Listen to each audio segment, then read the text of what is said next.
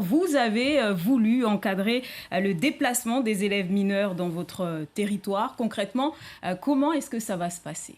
Tout d'abord, faut-il le rappeler, les événements, les derniers événements ne peuvent laisser personne, je dis bien personne, indifférent.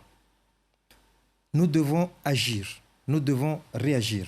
C'est pourquoi avec les partenaires, comme vous l'avez dit, le rectorat, le département, la police municipale, la police nationale, nous sommes retrouvés pour faire en sorte que l'intérêt des élèves, la sécurité des élèves soit au milieu de notre réflexion. Raison pour laquelle nous avons décidé, et j'ai pris l'arrêté, qui devrait normalement, comme vous l'avez dit, rentrer en vigueur dès demain, mais nous nous sommes convenus que l'arrêté rentrera en vigueur, prendra effet à partir de jeudi. Donc à partir de jeudi, tout mineur non accompagné ne sera pas admis dans l'établissement. Tout mineur non accompagné ne sera pas admis pour entrer dans les transports Comment est-ce que scolaires. vous allez veiller au respect justement de cette mesure? Nous d'abord, nous appelons à la responsabilité. La première personne qui doit veiller à la sécurité de son enfant, c'est bien les parents. C'est pourquoi nous invitons les parents à l'esprit de responsabilité.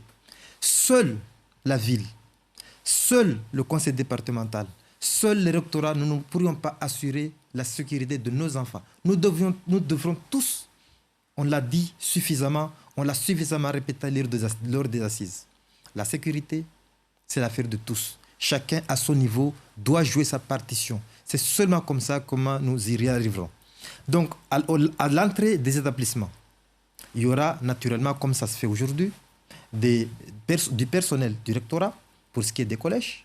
Il y aura du personnel de la ville pour ce qui est des écoles primaires pour contrôler justement que l'enfant qui vient rentrer dans l'établissement ait bien été accompagné par le parent. Devant les bus scolaires aussi, vous le disiez? Oui, pour ce qui est aussi du transport scolaire, il y aura des médiateurs du conseil départemental qui contrôleront que l'enfant est bien déposé par un adulte, que ce soit le parent, que ce soit un tuteur, mais il faut que nous protégions nos enfants, notamment les mineurs.